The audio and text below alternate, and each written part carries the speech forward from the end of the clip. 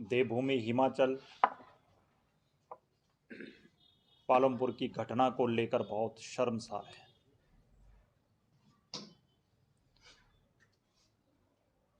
जैसे ही वो वीडियो पूरे प्रदेश भर में वायरल हुआ और जिन जिन लोगों ने उस वीडियो को देखा, सच में कह सकता हूं उस आदमी की रूह कांप जाएगी। क्या हो गया है इस प्रदेश को और किस प्रकार चरमराती कानून व्यवस्था हम सबके सामने है। और प्रदेश के सारे बहन बेटियां, प्रत्येक व्यक्ति आज सहमा हुआ नजर आता है। जब घर से बाहर बहन बेटी जाती है तो घर में चिंता होती है, शाम को सुरक्षित वापस आएगी कि नहीं आएगी, क्या बनाना चाह रहे हिमाचल का। सरेआम दिन दिहाड़े एक बहन के ऊपर दराट से पालमपुर में किस प्रकार हमला करता हुआ दिखाई देता है और पुलिस साथ में, लेकिन किसी को खबर तक नहीं। और ये पहली घटना नहीं है। ये कांग्रेस सरकार मद में मस्त, सत्ता के मद में चूर है।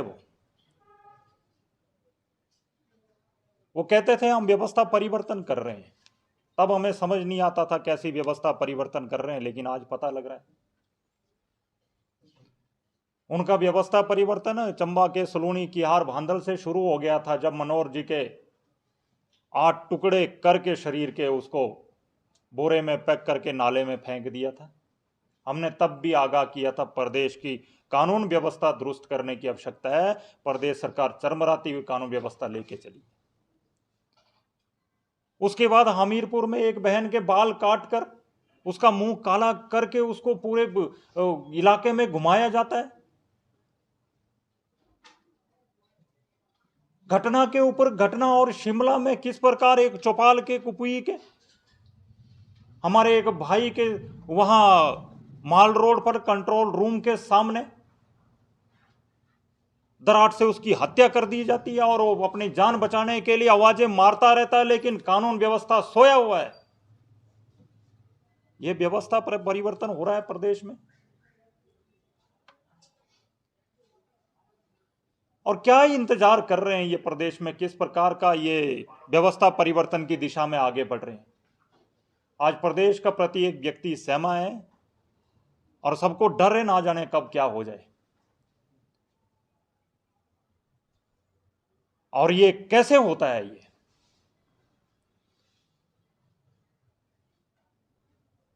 प्रदेश के मुख्यमंत्री सुखविंदर सुक्खू ने कहा था कि बाहर के टूरिस्ट आते हैं तो अगर वो नशे के झोल में झूमते हैं तो उनको अरेस्ट नहीं कराना है, उनको पकड़ पकड़ के संभालते हुए सुलाना है, उनके प्रति कोई कानूनी कार्रवाई नहीं करनी है।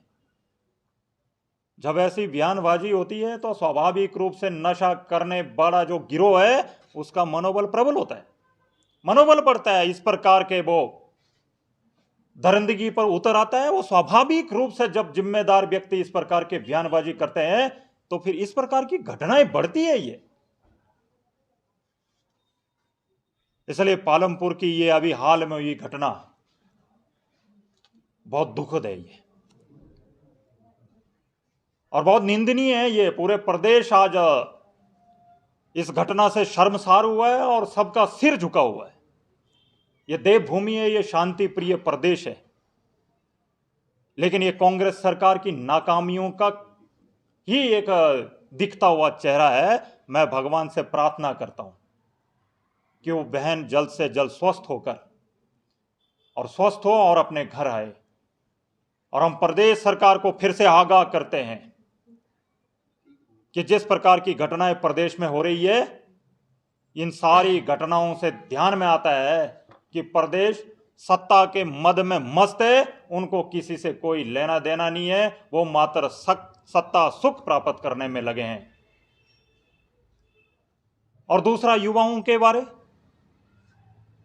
पूरे प्रदेश भर में जब हम घूमते हैं तो ध्यान में आता है आज युवा हताश है पूरे प्रदेश भर, क्योंकि इन्होंने फर्स्ट में कहा था हम युवाओं को पहली सत्ता में आते ही पहली कैबिनेट में हम 5 लाख नौकरियां 5 साल में देंगे। लेकिन युवा कड़कती ठंड में सड़कों पर धक्के खाता रहा और युवा आज धोखे का शिकार हुआ है। ये क्या जाने जो युवा बेचारा आयु की उस दहलीज पे है, वो ओवरेज होने वाला है, उसकी आयु निकलने वाली, वो दोबारा पेपर नहीं दे सकता। जब गांव से व्यक्ति पढ़ने के लिए शहरों में आता है तो कैसे वो अपना खर्चा चलाता है, कैसे पढ़ाई का, कैसे क्वार्टर का सारे खर्चे को निर्वाह करते हुए कैसे उस पढ़ाई को करता है, और कितनी मेहनत करने के बाद पेपर देता है। और पेपर में क्या स्थिति बना दी, जो पेपर उन भाई बहनों ने दिए हैं वो सारा चाइना बोर्ड ही बंद कर दिया है। बड़ा दुर्भाग्य है। और प्रदेश भर में आज कांग्रेस सरकार की नाकामियां दिखती हुई नजर आती है और युवा सारा धोखे का शिकार हुआ है और प्रदेश में युवा हताश है। लेकिन फिर भी लोगों को एक इतनी सारी घटनाएं और इतनी हताशा के बाद भी अगर उम्मीद जागती हुई दिखाई देती है तो वो देश के यशस्वी प्रधानमंत्री नरेंद्र भाई मोदी जी के रूप में सबको एक उम्मीद दिखती है। मोदी है तो मुमकिन है, ऐसा पूरा गांव गांव में आम आदमी को भी पूछ लो, वो भी कहता है मोदी जी है तो सब कुछ धीरे धीरे ठीक हो।